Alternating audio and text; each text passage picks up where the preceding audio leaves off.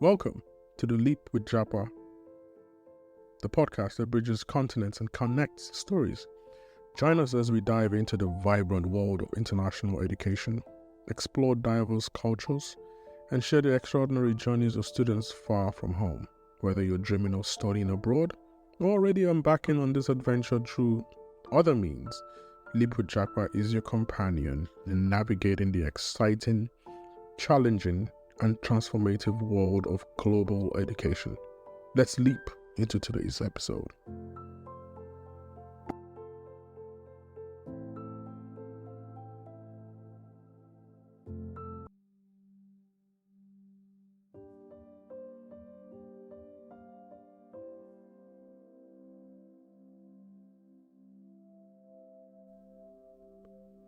Hello, good afternoon. Welcome to today's episode of Leap with Japa.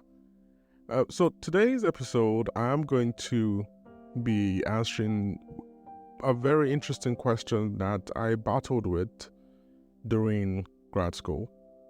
And it's, what is the best time to graduate? Is it May or is it December?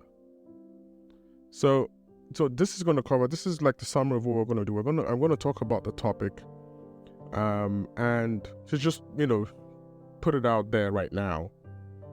While May is still the preferable date to graduate, but if you want to graduate in December, there are certain conditions to be met, and we're going to go over this. So the overview of this episode will include, I'm going to discuss the OPT, I'm going to discuss the STEM OPT, I'm going to also discuss the history of the H1B, the lottery systems, any changes that have been made. I'm also going to talk about the hiring cycles in American companies, how they do it, how they determine headcounts, what are the various stages at which they hire. And then we're going to be analyzing the graduation times of May versus December. And then we're going to talk about the H1B filing process and how the advantages of May graduation aligns with H1B. And we're going to talk about, how to adapt to market conditions and the policies and things like that. And we're going to end the episode that way. So it gives you an idea of what I'm going to be talking about. So let's start. What is the OPT?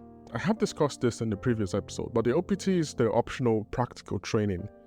It was first introduced in 1947 under the Immigration and Nationality Act. It basically allows international students on F1 visas to work in their field of study for up to 12 months. So you get 12 months automatically after you graduate from your program, any program.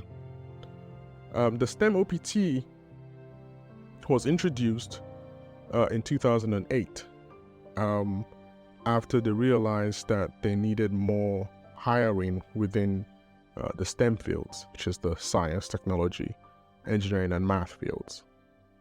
The DHS, the Department of Homeland Security, introduced a 17-month OPT extension for graduates in the STEM fields. And this was an effort to retain highly skilled foreign workers who contribute to technology and R&D sectors in the US.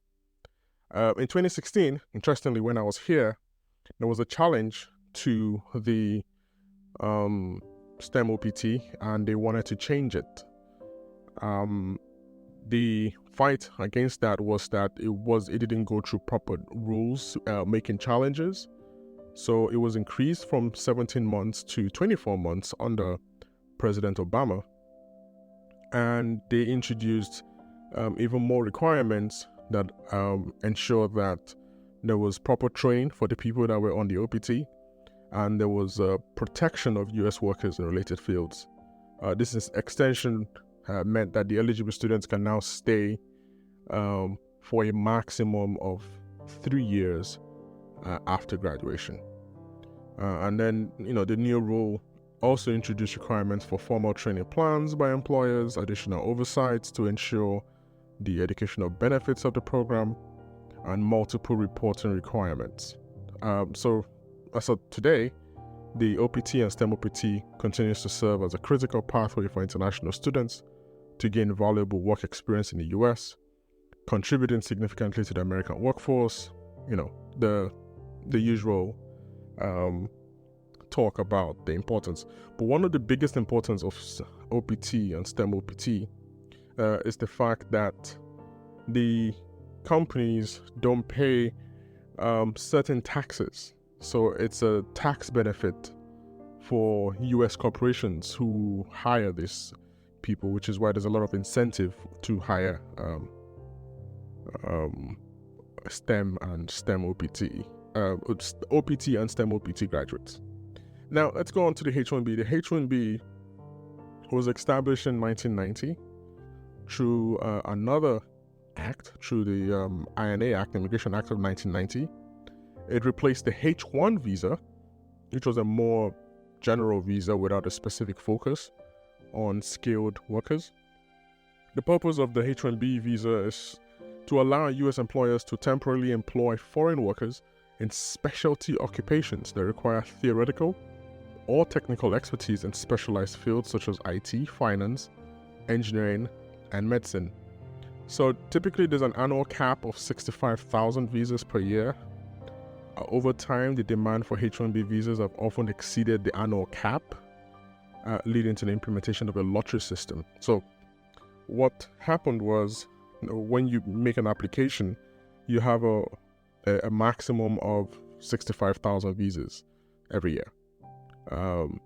What happened was people exceeded this limit, so they had to start doing it randomly to pick 65,000 people. So there's a lottery system that happens every year.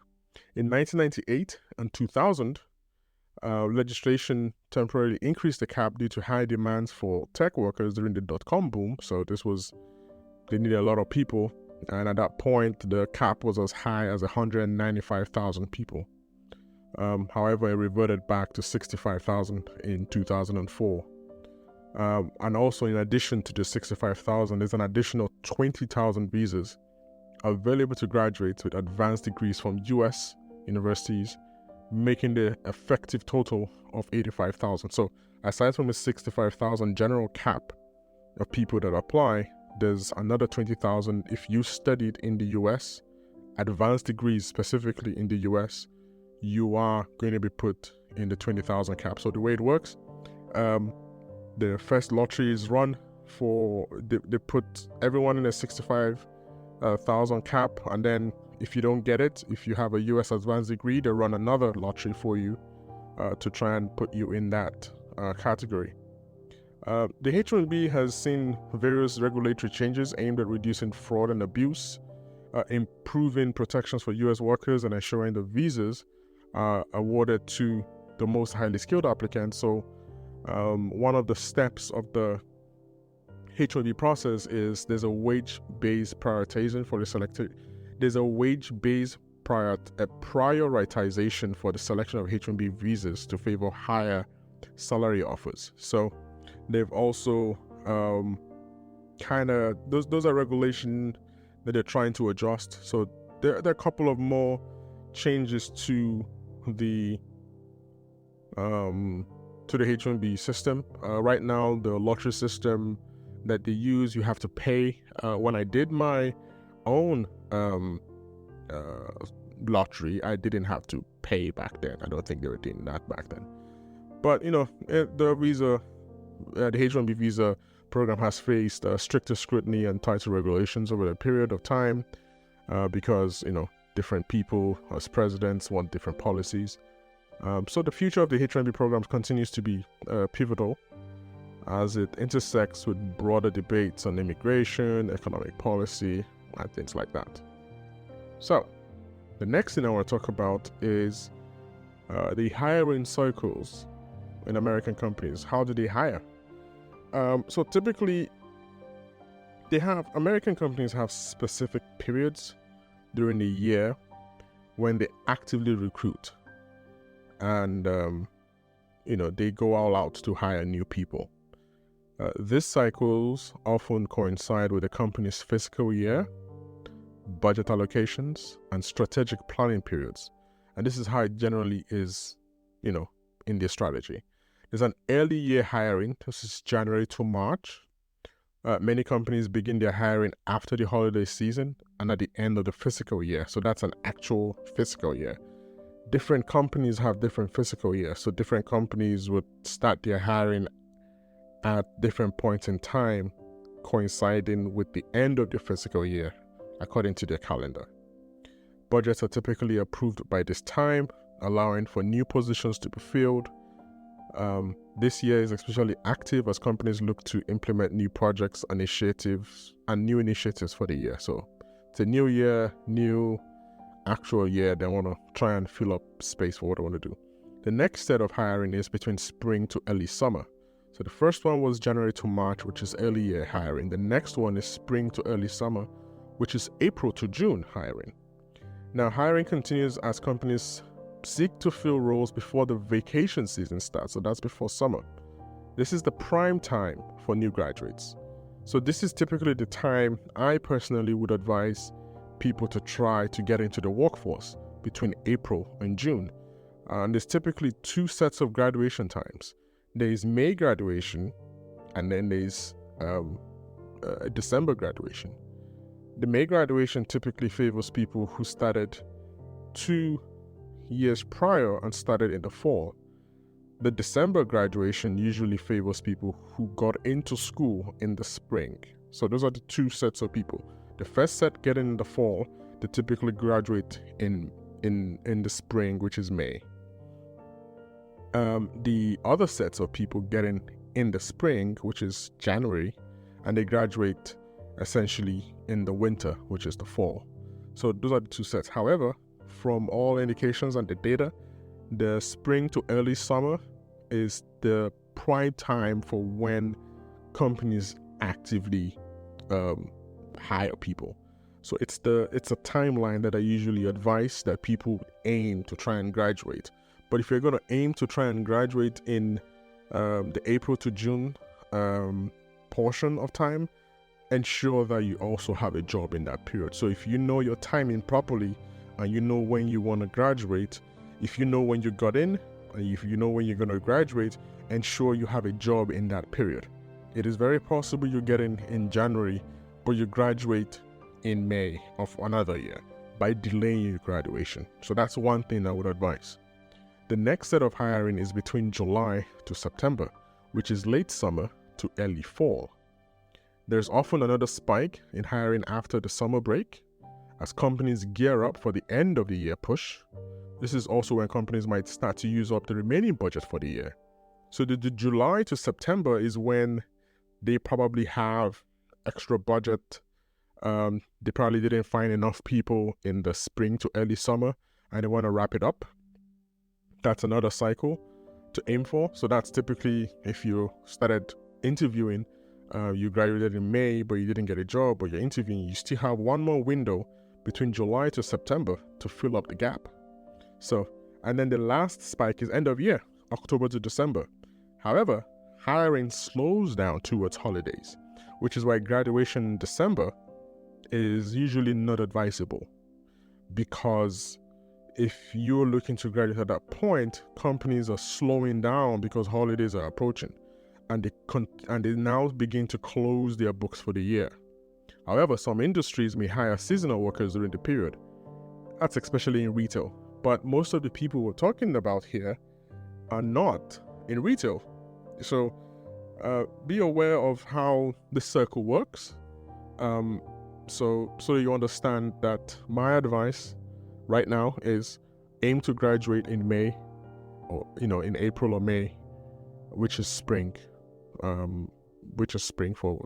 most of the sessions. The reason being the conferences that I usually advise people to go to, which is the NESB conference, holds their conferences in March for that reason. So they hold their conferences in March, their job fairs in March. You go in knowing you're going to graduate in May so that you can coincide getting an offer saying, hey, you know what? I'm going to graduate in May. You guys that's when hiring spikes. So that there will be an intersection of interests. Your graduation intersects with a new offer. So that's the advice. Make sure you aim to get a job in that period and aim to graduate in that period. For people that are probably going to graduate in December, you can delay your graduation. You can ask to do your last class in the fall, in that would be in the January, which is the spring. So you graduate in the spring. You can delay that so you can look for work. Because the moment you graduate, your time starts ticking for your OPT. Because think about it this way. You start your OPT, you graduate in April, May, which is typically May. Your OPT will start in June. And then it's going to be June to June. That's how your OPT will run. Before I discuss the strategic importance on how graduating in May aligns with your H1B, let me tell you about how headcounts are determined in the office. So typically every hiring has to do with determining headcounts. So headcount is a strategic planning process, integral to an organization's overall budgeting and strategic planning.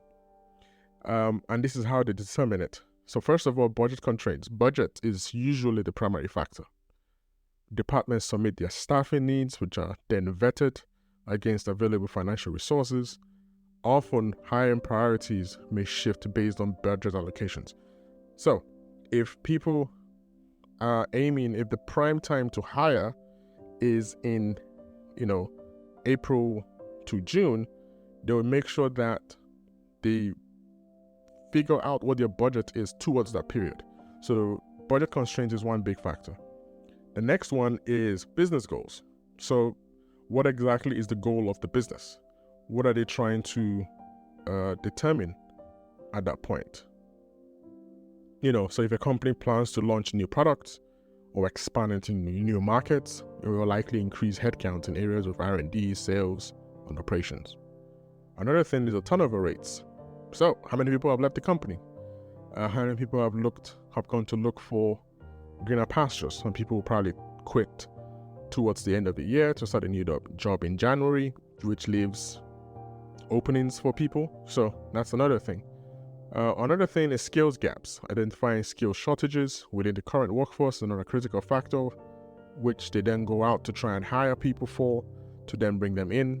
Another one is the reason for determining headcounts is regulatory compliance. And that means, they need to adjust headcounts to comply with regulation. So things like industry, like in finance or education and healthcare or pharmaceuticals, do we need to get more people that have PhDs to do more research for us in order to meet our deadline, our pharmaceutical deadline, to gain some form of approval? So, and then the last one is the external economic factors. So in a booming economy, companies may expand more aggressively, as we've seen in the US. And in a downturn, they might freeze hiring or reduce headcount. So those are the factors for determining headcounts. And the factors, again, are budget constraints, business goals, turnover rates, skills gaps, regulatory compliance, and external economic factors. Now, another thing I want to talk about is the H1B filing timelines and how it can help and why it helps May graduates over December graduates. So typically April 1st is when US employers can begin submitting petitions for the fiscal year H1B visa allotment. This doesn't change every year. And you will notice it says April 1st. Remember the hiring alignment that I provided earlier, the spring to early summer, is April to June. So what does that tell you? April 1st is when the employers are thinking about, hey, we need to start filing for H1B. So they need to plan towards that. Again, like I said, there's a 85,000 annual cap. Again, remember they have made the headcount requirement, so they know that they need these people. They have gone out to hire at the peak of April to May. So when they're doing the H1B, they are definitely planning for it, because every April of every year, the H1B opens up. So there's always a need for a company to file. So there's always going to be openings in that year. Now, so usually what happens is once they do the April 1st filing, there's an annual cap. They do the lottery. If selected in the lottery, the H1B visa allows the beneficiary to start working from October 1st of that year. October 1st is the beginning of the US government fiscal year. So the government of the US runs their own budget from October 1st to October 1st of the next year. So anybody that gets picked in the lottery, which is run in April, will start working on the H-1B in October.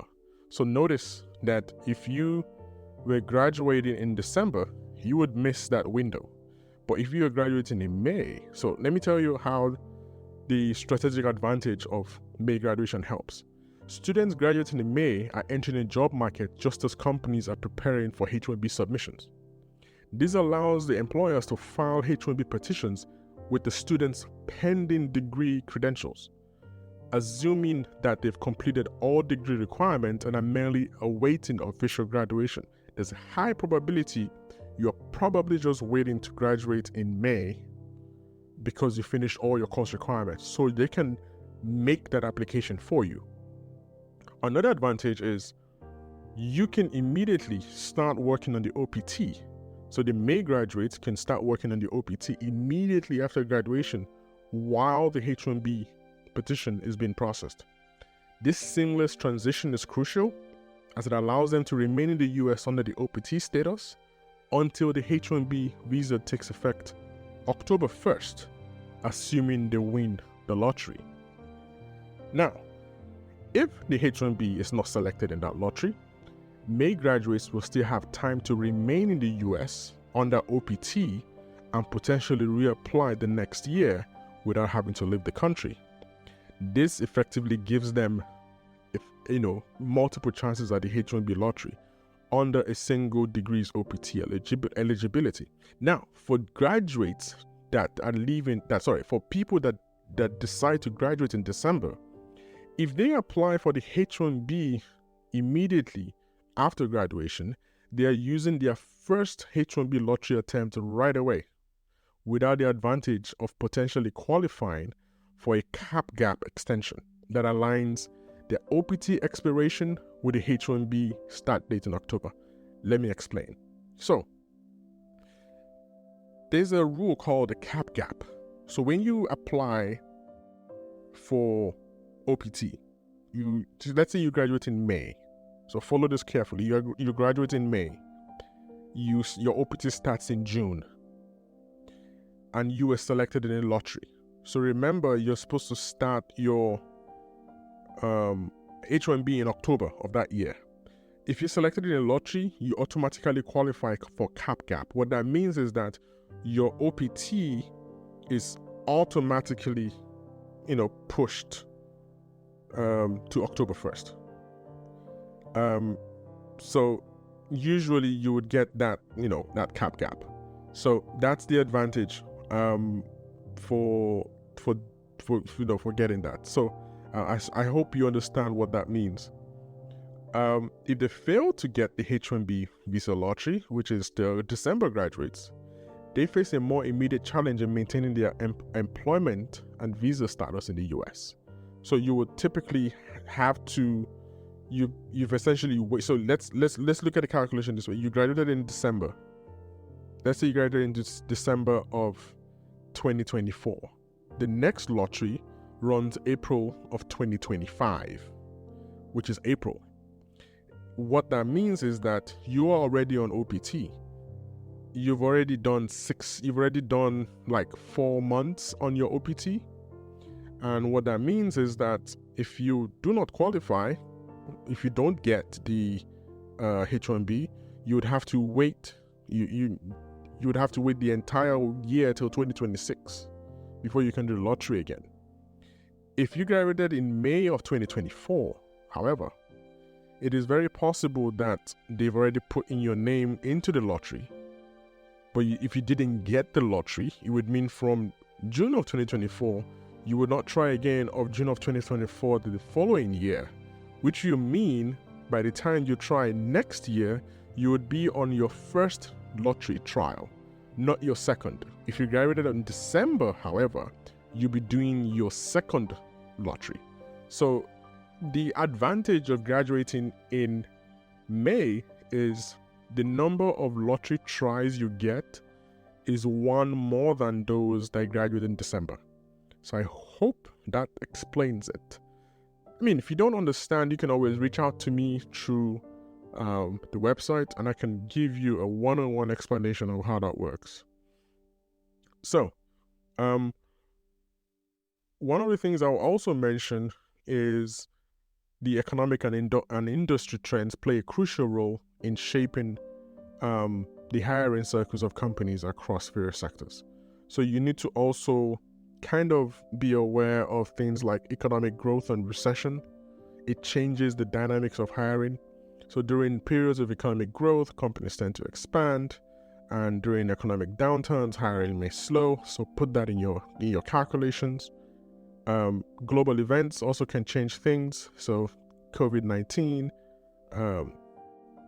change the hiring circle and things like that. One advice I would give on staying adaptable is you keep learning. Make sure that you keep learning, keep studying, keep a whole great network of people that you can always reach out to find out, how to keep up with, things going on, stay informed, be flexible in your job roles. So that's another thing. People that traditionally do things like, I have a PhD in machine learning, or I have a PhD in crypto, I don't know, some very vertical oriented course, you would face a downturn when, things change, when technological advancements change. So a lot of people that are enjoying the likes of AI today and machine learning probably have traditional computer science background. They didn't do a PhD in a particular field like ML or AI. They took it very seriously and did traditional generic courses that can make them flexible in the role that they take. Also, be geographically flexible as a grad student. Don't say I have to work in Texas or I have to work in California.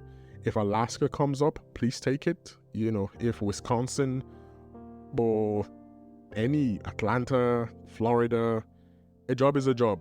Take it. So, consider relocation if you have to. Some regions may have a higher demand for certain professions based on the local economic activities and the presence of the companies in those areas. Also develop soft skills. Automation is increasing a lot of things. Learn to do things like critical thinking, communication, leadership. They are becoming more valuable because these skills can make you adaptable across various roles and industries. So, I hope this has been very helpful to you. I am grateful for everyone who has given their comments about this podcast. I hope this would continue to help students, international students, to foster better experiences. Please share this episode with everyone that you know that might benefit from this. Thank you very much for listening, and I hope you have a wonderful rest of the week. Thank you. Goodbye.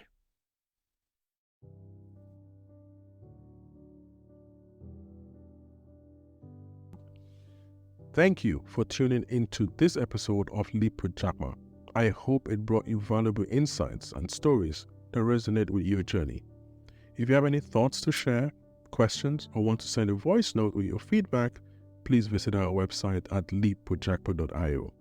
You will find a contact from there. I would love to hear from you and feature your voice in a future episode. Don't forget to subscribe to the podcast on your favorite platform, some of which are Apple Podcasts, Spotify, iHeartRadio, or Player FM. Your subscriptions and reviews help us grow and reach more listeners, and I truly appreciate each one of them. Also, check out our merch store on leapwithjapa.io website for some cool t-shirts and hoodies. Perfect for showing your support for the show. Stay tuned for our next episode, where we'll dive even deeper into the experiences and challenges of international education and careers. Until then, keep leaping forward, and thanks again for being part of the Leap with Japa community.